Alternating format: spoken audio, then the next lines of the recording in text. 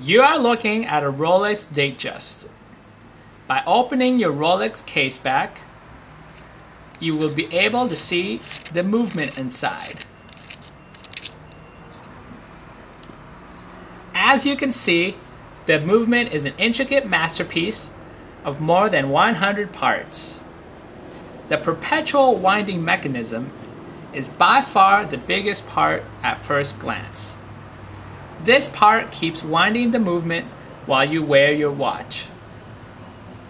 We can also identify the caliber of this watch, which is 1570.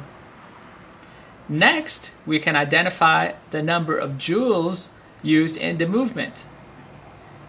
In this movement, there is 26 jewels. Every movement also has a serial number, usually found on the edge of the movement.